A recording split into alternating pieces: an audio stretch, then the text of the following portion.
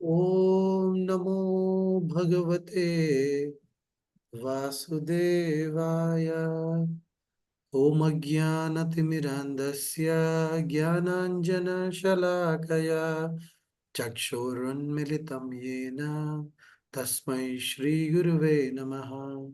Shri Chaitanya Manobhishtam Stapitam Yena Bhutale Swayam Rupa Kada Mahyam Dadanti Swapadantikam Vandeham Shri Guru Shri Yuta Padakamalam Shri Gurun Vaishnavamsha Shri Rupam Sagrajat Sahagana Raghunatham Vitam Tam Sajivam Sadvaitam Savadutam Parijana Sahitam Krishna Chaitanya Devam Shri Radha Krishna Padan Sahagana Lalita Shri Vishakam Vitam Sha He Krishna Karuna Sindhu Dinabandhu Jagatpate Gopesha Gopika Kanta Radha Kanta Namostute तप्त कांचन Gaurangi Radhe Vrindavaneshwari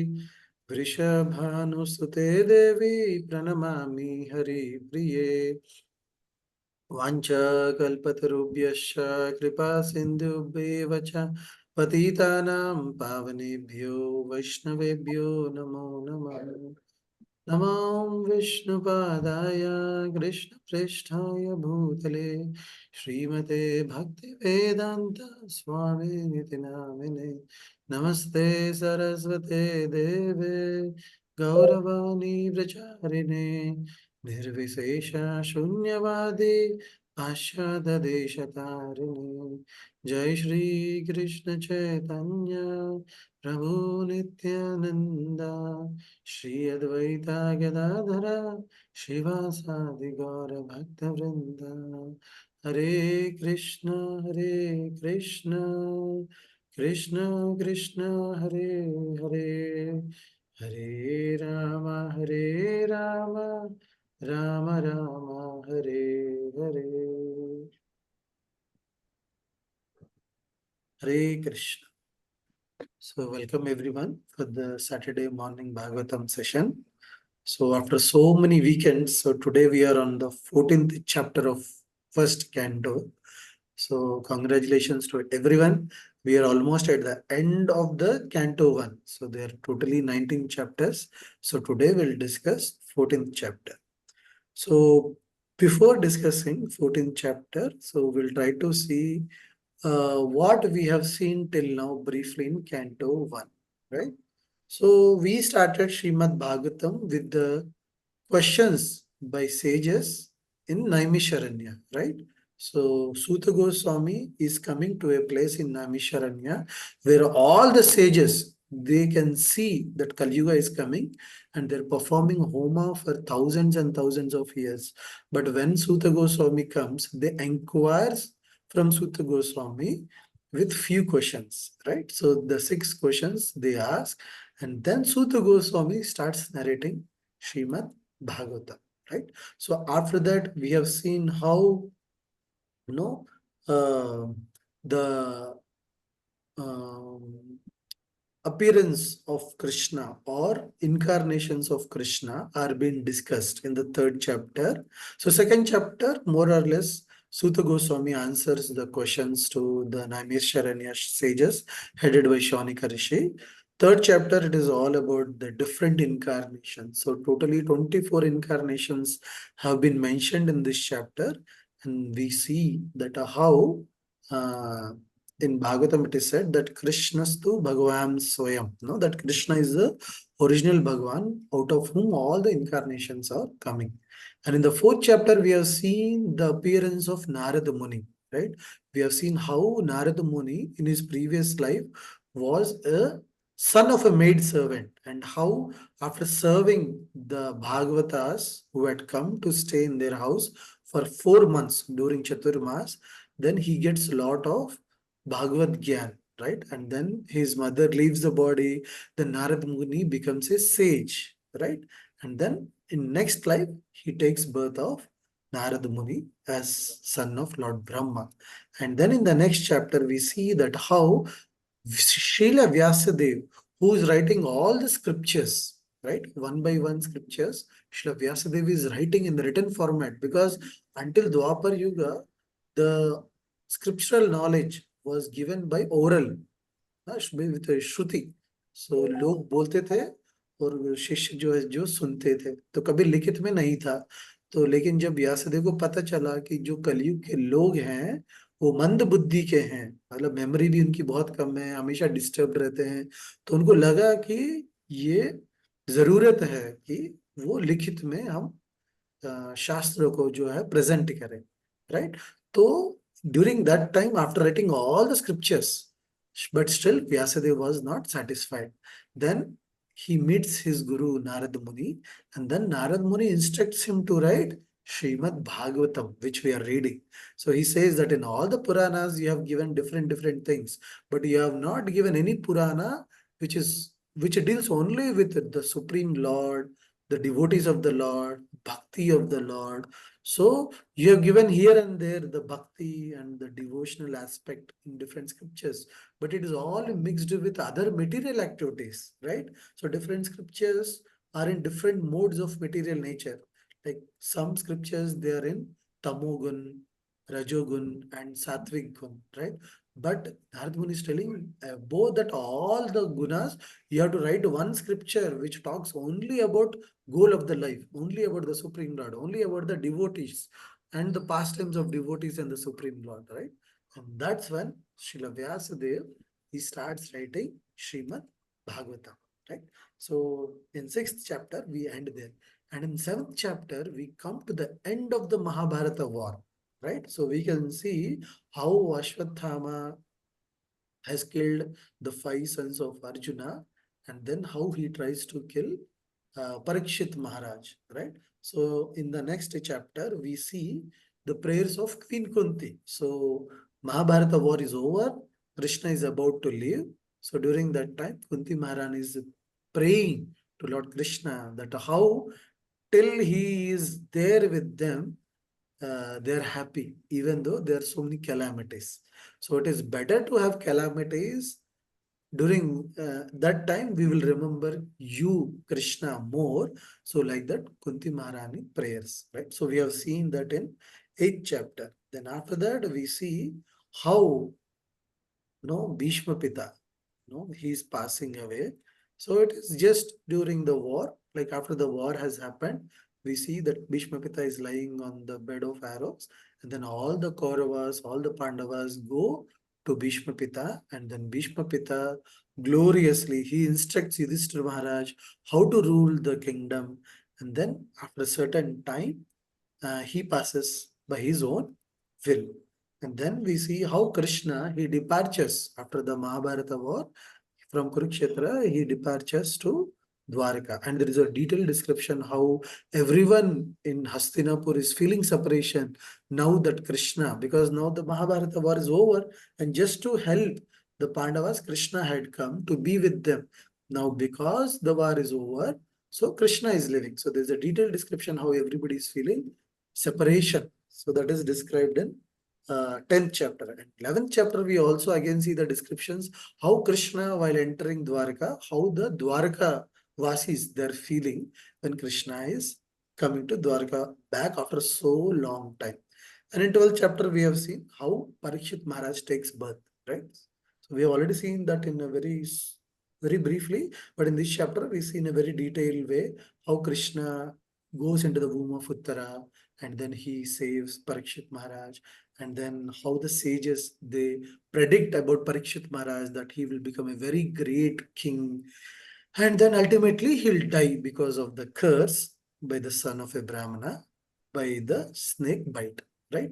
And after that, we have seen how Dhritarashtra quits his body, right? So we see that Vidura, who is on the pilgrimage, right? So during the Kurukshetra war, Vidura is not present because he doesn't want to take anyone's side. So he goes on a pilgrimage, and after that, he becomes a sadhu.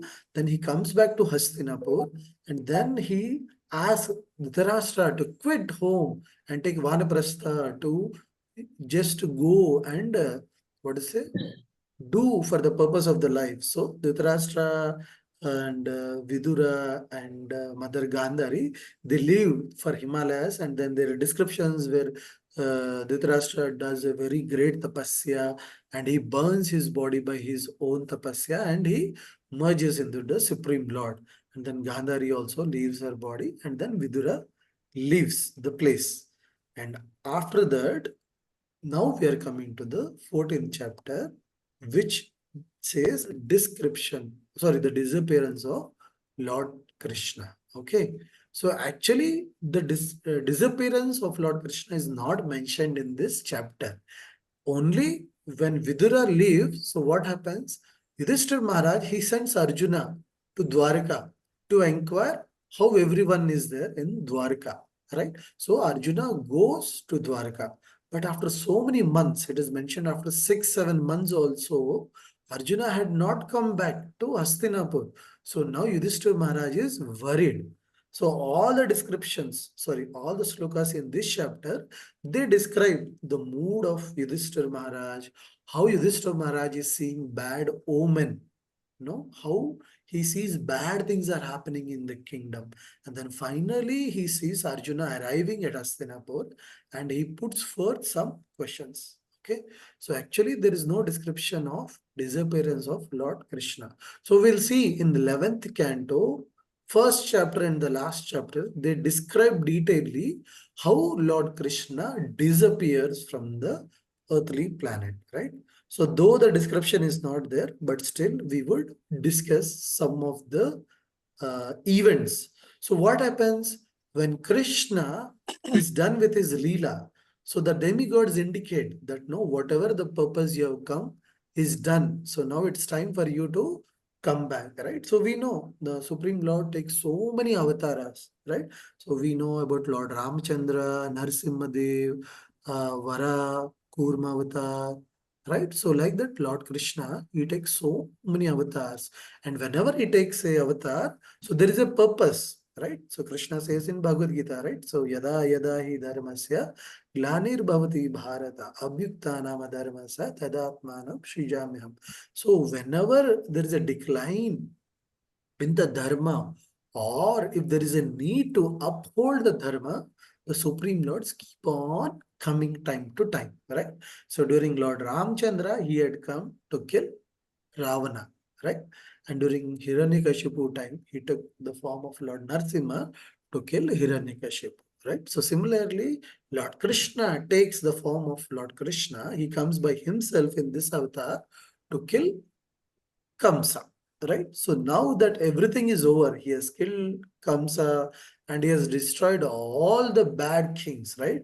So he had made such a plan that during the time of Kurukshetra war, along with the Kauravas, all the bad kings who want to support Adharma, they had come to fight.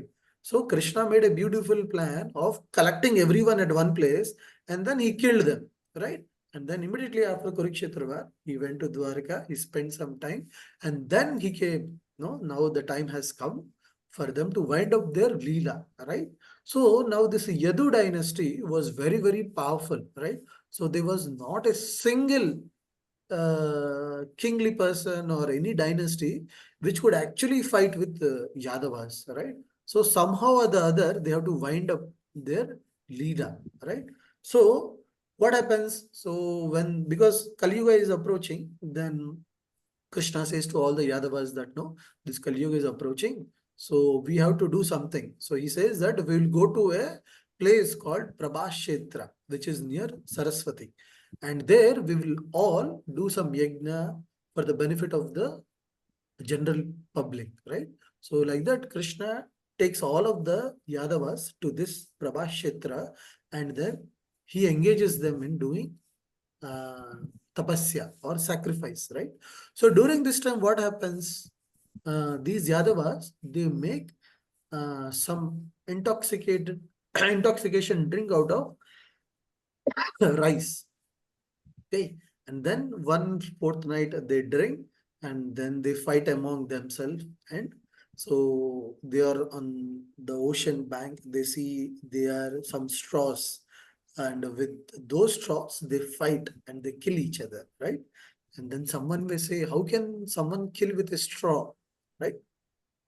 जैसे पतली सी कोई झाड़ है या जो भी है पेड़ है, so it is very difficult, we cannot imagine that someone can be killed, but there is a story behind that. Okay, so one time when Krishna arranged for some yajna in Dwarka, so many sages had come, like Narada, Vishwamitra Muni, like that, so many sages had come to Dwarka. So one time they were taking bath in the river, and during that time some of the Yadavas young children, they wanted to make fun of the sages who had come. So what they did, so one of the boy, he put some pillow near the stomach, he covered, and then they dressed him like a woman, and they took near the sages, telling that, oh, sages, this woman is is about to deliver. So can you predict whether she will deliver a boy or a girl, right?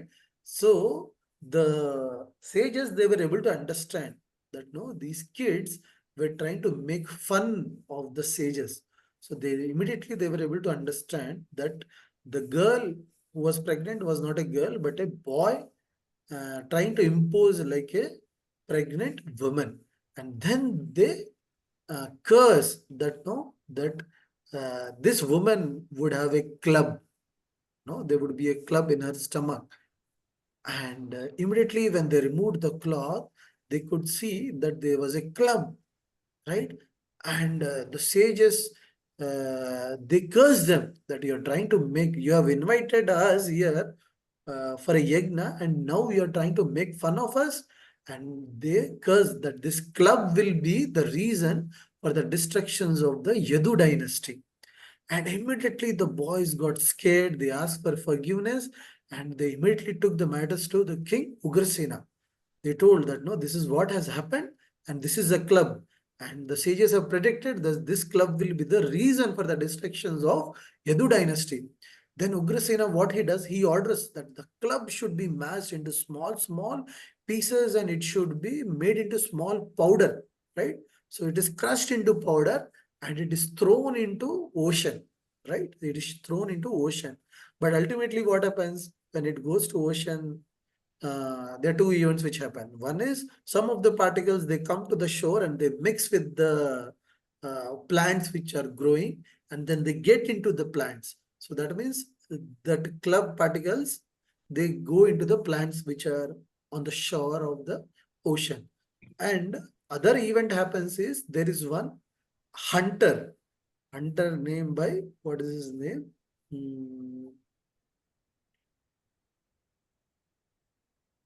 Jara, right? So there is a hunter named called Jara. So he finds a fish, and in that fish he finds this powder of club, and then he makes an arrow with that. So those are two events which happen. So ultimately, when the Yadu dynasty, they were intoxicated and they fought with each other. They didn't had any weapons, but they took the straw of the shore, which had the powder of the club. So ultimately, whatever the sages have cursed, it comes true, right? So with that straw which had the powder of the club, they fight with each other and they kill each other. So finally, Krishna and Balram are also present at that moment.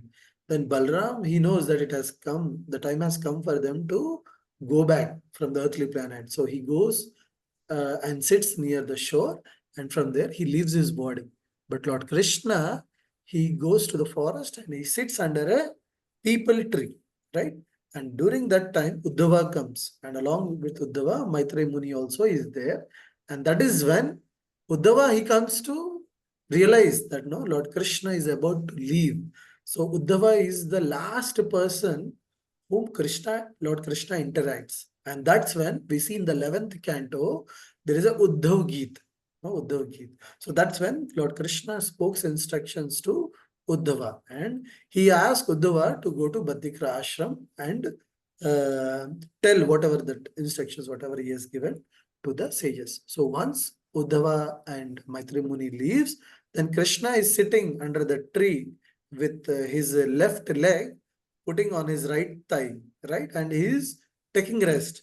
But this Jara hunter who has made an arrow with the border of that club, he looks at the foot, no, at the feet of the Lord Krishna and thinks that there is one deer hiding behind the tree, and he shoots an arrow, right? And then that arrow, so ultimately that arrow becomes a cause for Lord Krishna to leave the body, right? So anyway, for Lord Krishna, it is just a pastime to actually leave from one planet to other place where he can do his leela, right?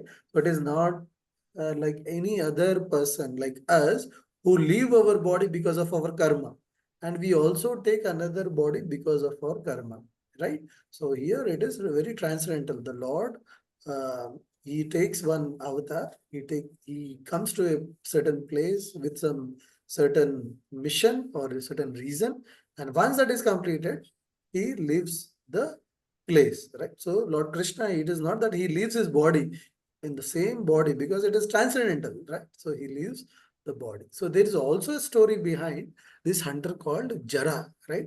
So Jara was Bhrigu in his previous life, right? So Bhrigu was a very great celestial sage. Okay. So during one time, what happened? So there was a discussion among demigods and all the other sages that who is powerful? Is Brahma powerful, Lord Shiva powerful, or Lord Vishnu powerful, right? So then they choose Bhrigu to do test and figure out who is the most powerful or who is the greatest among these three personalities, right? So you might all be knowing this pastime where Bhrigu he first goes to Lord Brahma, right? So when he goes to Brahma, he doesn't respect Lord Brahma, right? And then Brahma gets very angry that no, you are not paying respects to me. Then Bhrigu Muni understands that he wantedly tries to agitate Lord Brahma. And then he could figure out that Lord Brahma is getting angry. So that means he is not Atmaram, he is not self-satisfied. So in that way, he concludes that no, Lord Brahma cannot be the supreme person, right? Or the powerful person, most powerful. Then he goes to Lord Shiva. Then when he goes to Lord Shiva also, similarly, he doesn't pay respects to Lord Shiva, right? Lord Shiva, he gets up because Bhrigu Muni, his brother. So he gets up to hug him, right? But Bhrigu Muni, he ignores. No, he ignores in a way, no, you're dirty, there is so much of, you're not taken bath, something like that. No, he disrespects Lord Shiva. He doesn't want to accept the hug which Lord Shiva is giving. So in that way, when Lord Shiva realizes that Bhrigu Muni is disrespecting him, Lord Shiva also gets angry, right? And then Bhrigu Muni finally comes to Lord Vishnu's abode, right? So where Lord Vishnu is sleeping and Lakshmi Devi is serving Lord Vishnu. And that time he enters the Lord Vishnu's abode and he kicks Lord Vishnu on his chest with his foot, right? And immediately Lord Vishnu, he responds saying that, oh, great sage, Bhrugi, Bhrugu. So, no, my heart is very hard. No, you are a great sage Brahmana. No, your whole body is soft. Your feet are very soft. So maybe you would have got some hurt by hitting my hard heart. So let me give you a massage. So that's how Lord Vishnu responds, right? So during this pastime, so we come to know that how Lord Vishnu is Atmaram. But what happens is the side effect is the Lakshmi Devi, who is beside Lord Vishnu, she felt very offended that no, Bhrigu Muni had come and uh, with his foot he has touched the Lord Vishnu. And then because of that Papa, he gets this birth of a hunter, right?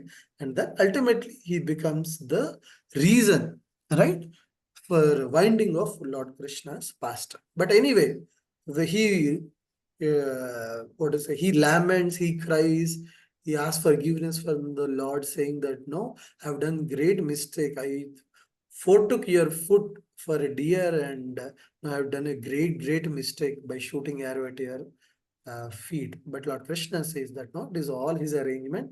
He need not worry. And then Jara also, ultimately, after he leaves his body, he again goes back to uh, Vaikunta.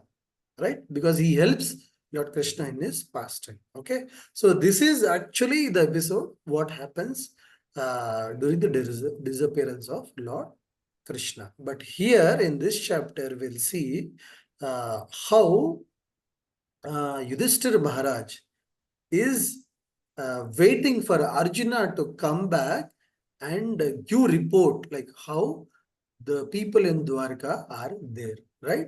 So now we are starting 14th chapter. Actually, till now I have just given you a background. So even when Vidura had come to Hastinapur, Vidura knew that Lord Krishna has passed away, but he didn't want it to reveal to the Pandavas because his only purpose was to come and take Dhritarashtra.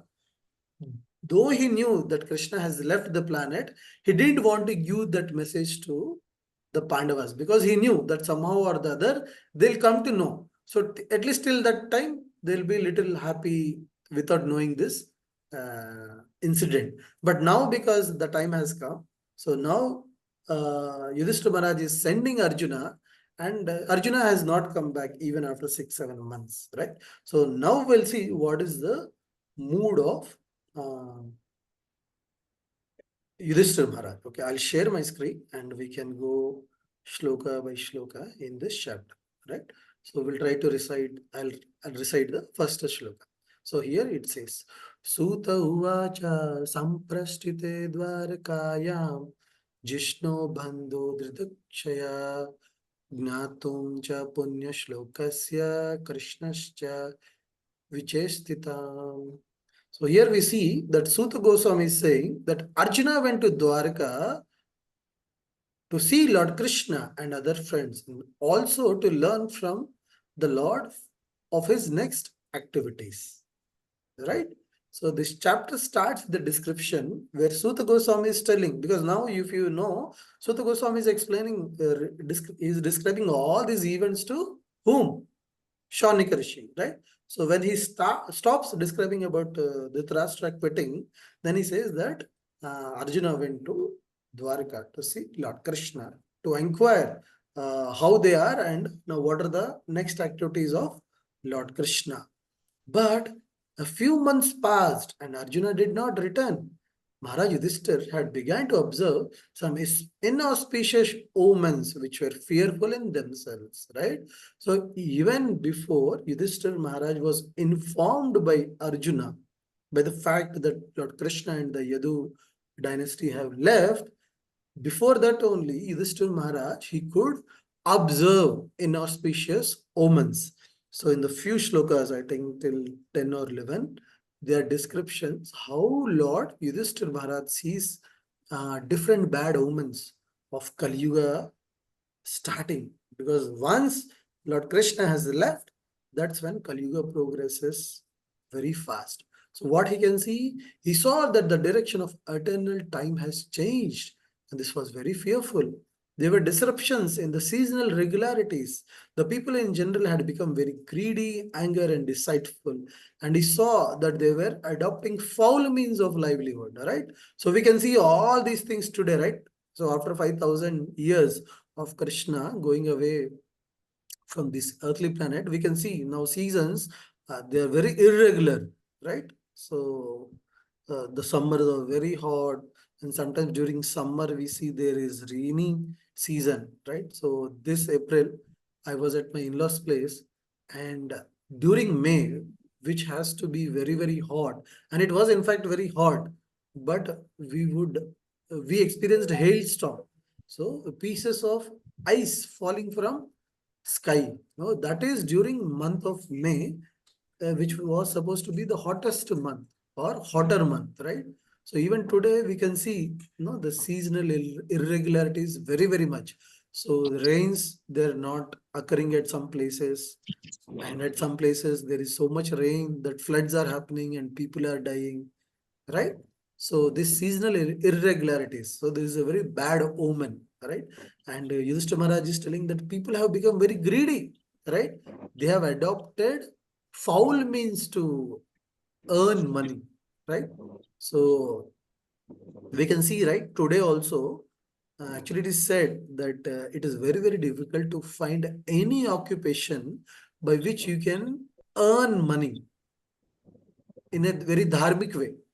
Anything you see, there is adharma being attached. So that's why in Kali Yuga, we cannot find any occupation, any business, any job which is against, which is as per dharma actually. 100% it will not be there. So that's why, so whatever we do, whatever we earn, we have to put some part of our earning in the service of the Supreme Lord as an offering to the Supreme Lord. All right. So whatever we are earning at the end of the month, so we take care of family. So we have to also take some part of the earning and put in Krishna consciousness, right?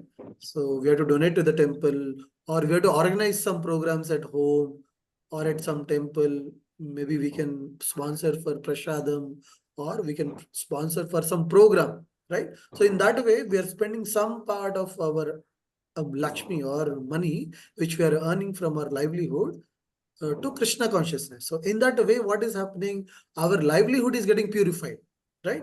तो जैसे हम भोग लगाते हैं तो उसकी शुद्धिकरण होती है, then we take it as a prasadam, right? So we buy any new clothes or new things, we offer to the Supreme Lord, then we take as prasadam. So similarly, whatever we earn, we have to just offer it to the Supreme Lord, a part of it as a service to the Supreme Lord, and then use remaining for our needs, right? So this is how we have to make use of our livelihood, because in Kali Yuga, nobody can say, no, whatever I am earning is from a very dharmic way. No, some or the other adharmic, not some, most of the part, if you look at our jobs, they're connected to adharmic, right? For example, I am working in a IIT company. So what could be a dharma? I'm just working for some client who's developing some products. But those people, whatever profit they might be getting from whatever I'm developing, they are using in a wrong way. They're doing, they drink liquor, they eat meat, and no, they spend money. We don't know where they would spend all the profits in other things, right? So during the older times, so that's why the servant also becomes very conscious. So if the master is dharmic, then only he'll go and serve. But if the master is not dharmic, he's doing all illegal things, bad things, then even the servant would not be ready to serve him, right? But in this case, there is no guarantee whomever we are serving is a dharmic person or not. 99% chances are there that that person is not dharmic, right? Got the point? So that's why we have to take some part of the whatever we are earning in the service of the Supreme Lord, right? And then he sees so many things like all ordinary transactions and dealings became polluted with cheating, even between friends and in familial affairs. There were always misunderstanding between father, mother, son, and well wishers, and between brothers. Even between wife and husband, there are always quarrel and strain. See, all these bad omens, Yudhishthira Maharaj is observing in his kingdom, right? So the people are cheating, people are becoming greedy, their misunderstanding between family members, mother, father, son, wife, and husband, they're quarreling because of some misunderstanding within family, right? What to speak of quarreling with other person, right? So everyone is quarreling among themselves, right? So in Kali Yuga, it is very, very vivid, right? In Kali Yuga, we can see that no, there's a lot of misunderstanding between family members, between friends, between relatives, between office colleagues, between business people, right? Whatever relationship, there's always a high chance of misunderstanding and quarrel, right? So this is what Yudhishthira Maharaj is able to observe. No, all these things are started. No, they have started manifesting. So that means he could understand that no, probably Krishna has left and Kali Yuga has come. Of course, he's just trying to narrate only the bad omens, but again in the further verses, he will reveal his mind, saying that, oh, I think probably whatever Narad Muni has predicted is coming true. Probably Lord Krishna has left the planet, right? So we'll see further. So uh, he says to his younger brother Bhishma Sen, he's saying, I sent Arjuna to Dwarka to meet his friends and learn from the personality of Godhead Krishna about his work. Since he departed, it has been 7 months, but he has not returned. Is he going to quit his earthly pastime as Devarshi Narad Muni indicated? See, now, first he has observed all the bad omens, and now he is recollecting that no, Narad Muni has predicted that no, soon Lord Krishna is going to wind up his earthly activities. So now he's becoming tense that it has been 7 months. Arjuna has gone to Dwarka. He has also not come. And all these different bad things are happening in the kingdom. So I think, does it mean that Lord Krishna has quit his earthly pastimes? Right? And then he describes that no, my left side of the body is shivering. My left eyebrow is shivering, my left thigh is shivering. So he's able to see all the bad omens, right? And then there's a description, detailed descriptions about the nature, no, about the mountains, about the nature, no, about the deities in the temple, how he could see different bad things, right? So all these things are prominent in Kali Yuga. Whatever description Yudhishthira Maharaj is making, it is very common in Kali Yuga, right? So that means no, Yudhishthira Maharaj was able to see a change in his kingdom, in the nature, in the surrounding, and he could easily make out that all these changes are happening because Krishna has left, right? So in we have seen in the first canto, third chapter or second chapter, when Shaunika Rishi, they question, no, out of 6 questions, one of the question is, after Lord Krishna has left this planet, under whom the dharma has taken shelter, right? So then Suta Goswami replies that dharma has taken the shelter of Srimad Bhagavatam. So though Krishna has gone, he has left, and along with him, he has taken all the demigods, all the good qualities, all the dharmic things, but still he has left behind Srimad Bhagavatam. So we should all take shelter of Srimad Bhagavatam and then take shelter of dharma in turn, right? So this is a very important point. So though Lord Krishna has left, but the dharma has taken the shelter of Srimad Bhagavatam, and then we should also take shelter of Srimad Bhagavatam to take shelter of dharma, right? So here, all the different descriptions are there. I'll not go in detail about winds, clouds, sun, rivers, cows, deities in the temple. So basically, he's seeing all bad things happening everywhere. So how nature was so good has become very violent. It has become unpredicted. How trees they're giving nice fruits have stopped giving fruits. How rivers they're very calm, trying to help farmers in irrigation. Now they have detoured. They have taken different, or they have dried up in some area. They have gone to some other direction where floods are happening. So like that, even the nature is responding in a very bad way, which is not good for the praja, right? So then ultimately, what happens? He sees Arjuna coming to Hastinapur. So while he's talking to Bhimsen like this and describing all these things, he sees that Arjuna has come. Now when he sees Arjuna, he could make out that Arjuna is very dejected, right? And when Arjuna is very dejected, so first he asks, no, how is Surasen? How is Krishna? How are the wives of Krishna? How are the Dwarka Vasis? So he's inquiring because he's very eager, right? Because in 7 months, he's waiting for Arjuna to come and for him to ask about the Dwarka Vasis, about the Lord Krishna. But after inquiring, he could find that Arjuna is not replying. And apart from not replying, he seems very dejected, right?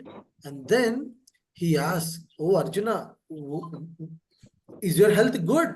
So first thing he inquires is, are you healthy? No, or are you having some sickness? Because he sees that no, your bodily luster is lost. No, that twage, no, which comes from the body of a from Arjuna, is lost. So Yudhishthira Maharaj is asking, are you not good? Not good in health? Are you not well? Right? And then when he still doesn't get answer, no, then he then goes further to inquire. So did someone speak very unfriendly to you? Or did you speak unfriendly to someone? So all the things which Yudhishthira Maharaj is asking, he asked about some 7 to 8 points. So we should make a note that these are the things which are forbidden, right?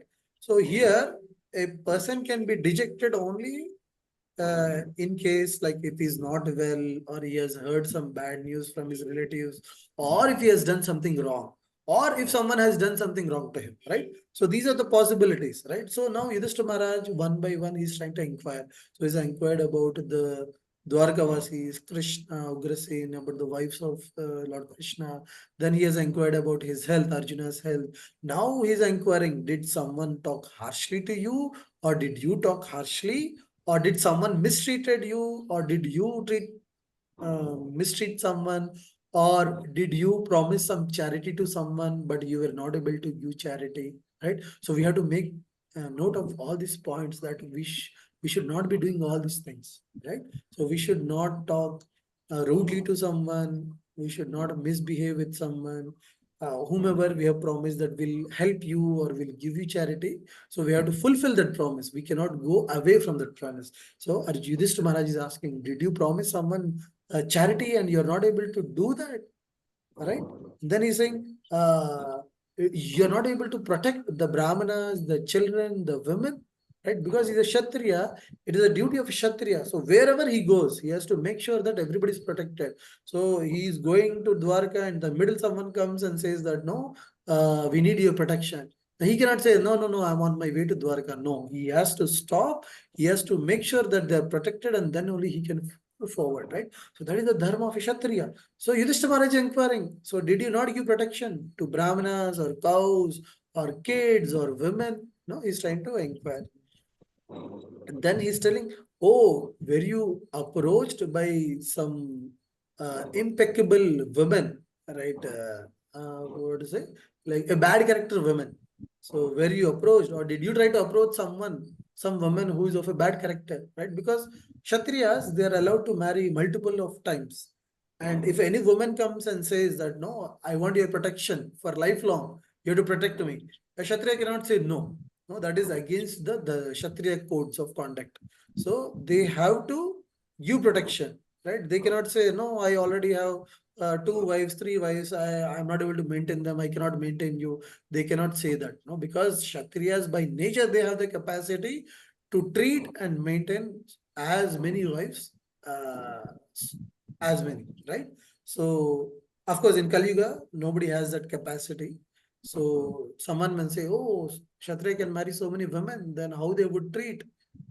But in Shastra, it is given that every woman or every wife they marry, they have to treat equally. They cannot treat them in a very differentiate way, and they have to maintain them properly, make sure that they are given all the, what is it, things which a husband has to be given to a wife. So till Dwapar Yuga or until Kali Yuga, these things were practiced because they were having that capability. Of course, in Kali Yuga, nobody is a Kshatriya and nobody has the capability, right? So here, Yudhishthira Maharaj is inquiring, no, did you try to approach some woman which is of a low character, or did some women try to approach you of a low character? And then immediately he's asking, so did you try to reject someone who is of capable character, no? Who asked you to be your husband, but you have rejected. No, he's also inquiring the other way around also, right? So in this way, Yudhishthira Maharaj is trying to inquire from Arjuna the reason for his dejection, right? But of course, now in this chapter ends still here. In the next chapter, we see how Arjuna he answers to the question of Yudhishthira Maharaj, and Yudhishthira Maharaj comes to know that that Kṛṣṇa has left the planet, and that's the moment immediately all the Pandavas they take a decision that they would leave their kingdom and make Parikshit Maharaj as the emperor, and then they leave their body also. So that would be the next chapter. The 15th chapter will discuss how Arjuna answers to Yudhishthira Maharaj, how he reveals the news that Kṛṣṇa has departed, and then after that, how they take it, and what they do from that situation, right? So this chapter ends here. So anybody is having any questions?